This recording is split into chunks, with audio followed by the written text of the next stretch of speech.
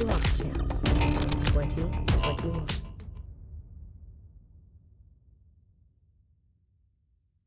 He has an incredibly diverse background, including launching multiple ventures into the millions, running an events business, a FinTech consulting firm, a marketing agency, a multiple econ business, all while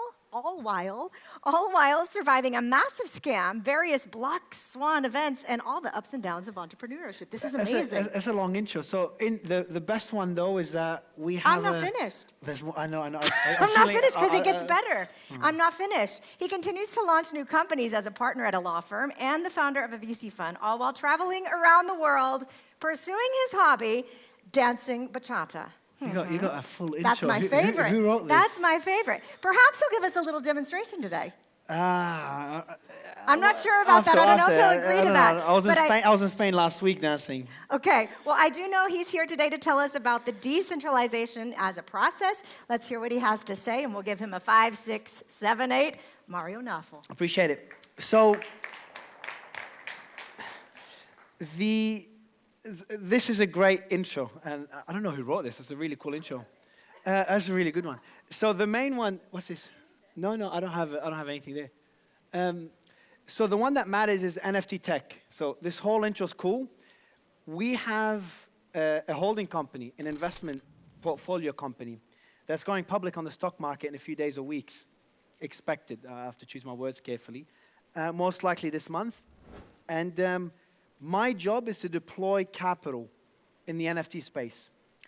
Now, the topic was initially going to be about decentralization as a process instead of just a state of being. But we spoke to the organizer. I'm like, I'm going to talk about a topic that everyone keeps talking about, thanks to Mark. And I was in Miami yesterday talking about it, and Malta a few days before that, and London, always the same thing. And that's the metaverse. Now, everyone is talking about the metaverse, but I was talking about it, as I said, in Miami, and I had no joke, and my business partner could attest to that, because he's friends with him. One of the people, a senior person at Meta, just completely attacking whatever I said. Now, in my defense, they only saw like a 15-second clip as an Instagram story. So it is a pretty hot topic, and everyone there's no definition of it. No one knows where it's heading. Some people compare it to Ready Player One. And if anyone's an entrepreneur, it's hard to know how to leverage the space, where to deploy the capital. So what I'm going to do is give you an idea of where I see the space heading, because I'm obsessed, to be honest. My focus over the next 3 to 4 years, minimum, maybe even 10 years, is going to be the metaverse and the multiverse, which I'll touch on as well. Actually, the picture there looks cool. Like that looks like a kind of a metaverse floating city. All right, so what is the metaverse?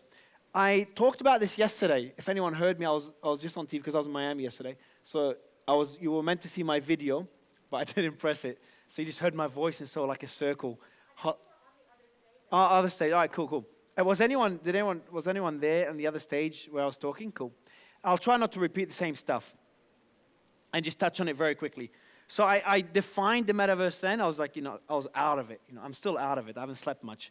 But I was out of it then. I think I just gave a definition of what the metaverse is and where I see it heading.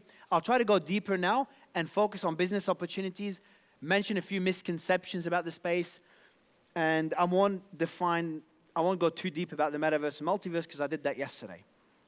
So what is the metaverse or multiverse? And I'll talk about the differences between the two terms in a minute. The way I describe it, and as I said yesterday, it's a digital representation of the world we live in today without predetermined physics. So without physics, well, as I always give this example, like if I just drop back here, I'm going to hurt myself because of gravity.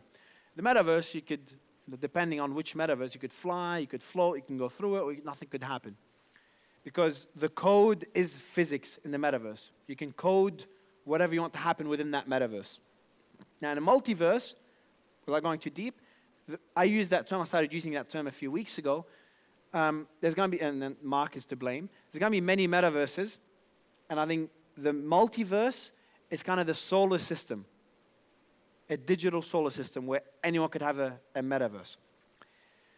So I'll start with the first misconception. Facebook's going to control the metaverse. And the person from Meta, which is Facebook, was making that argument. I was saying that it's impossible for anyone to control the metaverse or the multiverse. I'll go with the multiverse. They can have their own metaverse, and it could be a centralized metaverse. It's like the good old days of centralized blockchains.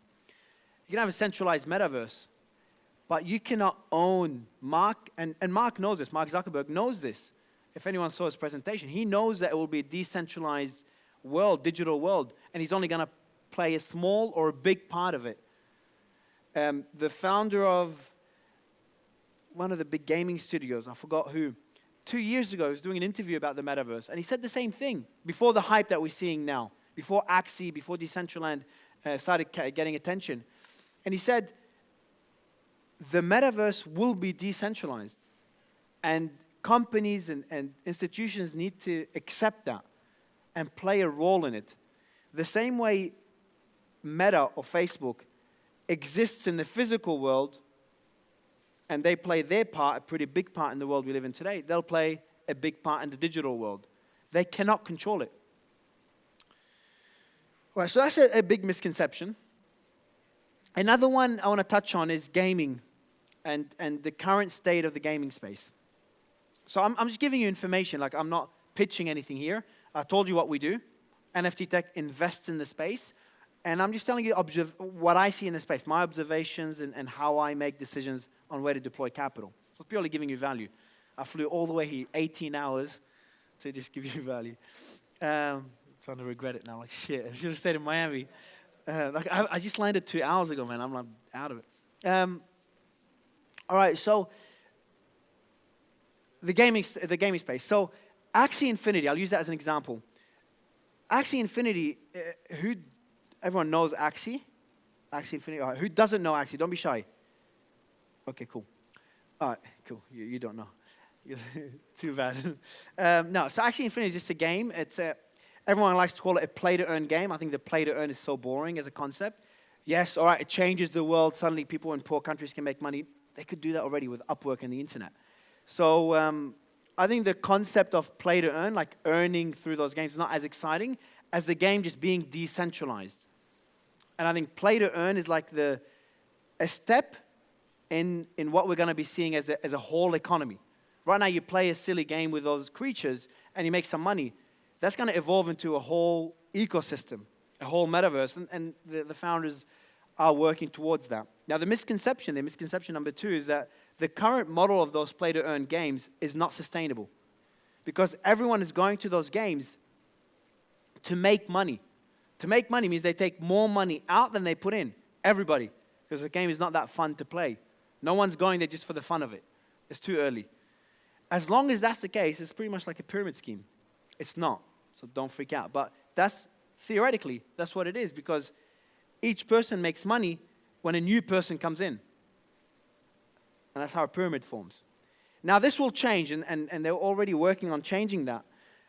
Because they're making the game more enjoyable, and they're making the economy more complex. Now people are coming into play to socialize maybe. There's other utilities to enjoy the game.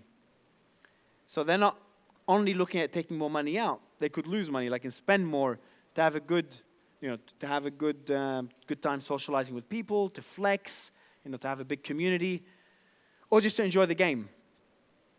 Now, why am I touching on this? Because this is the metaverse. The gaming, what we're seeing now is gaming and play-to-earn gaming.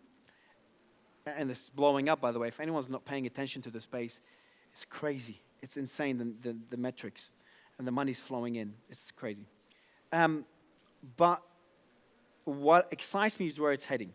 So that's misconception number 2, is that the current state of the play-to-earn space is not sustainable, but in a few months' time that will change. And misconception number 3, metaverse being interlinked with the physical world. A lot of people are like, all right, if I order something in the metaverse, like I order a pair of shoes as an NFT, so we're NFT Tech. I said this, our ticker is NFT, so we're in the NFT space. Why am I talking about the metaverse? I should have mentioned that earlier. Well, NFTs, digital ownership, is the atomic unit of the metaverse. Can you imagine the world we live in today without you owning the watch that you're wearing, or the mask that you're wearing, or the phone that you have? you can't imagine, the world wouldn't function. It's the same thing in the metaverse. Ownership is important. So NFTs represent that. When you buy a shoe in the metaverse, you can wear it. Could be a really expensive Gucci shoe. You can, I'm not kidding. Gucci will make shoes if they're not already. And then you get like a physical version of that shoe as well. Slowly, I think that will detach. Now, what are some of the, okay, that's the time here. Oh, that's how long I have. All right, 6. Cool. So what are the opportunities that I see in the space right now? So, for anyone that's known me before, even before crypto, when I was at Clubhouse, Twitter Spaces, or other events, I always say this. I always like, how can I bring the audience the most value? So I'll just give it straight up. What are the business opportunities in the space? If you're an investor, where can you put your money? Not investment advice. And entrepreneur, where to put your effort? Well, a simple way, without going through a list of dozens of ideas, a simple way of looking at it is, look at the physical world we live in today. How can I do something within the digital world that's already existing here? No need to recreate the wheel. Concerts. People pay to watch other people sing and make noises. That's existed for many years. That's a business model. The same thing exists in the metaverse now. And they're making more money. Concerts in the metaverse make more money than the physical world. That's an easy one. Architects. Whoever designed this place did a pretty good job. Architects are making more money designing buildings and studios within the metaverse. What else is there? DeFi.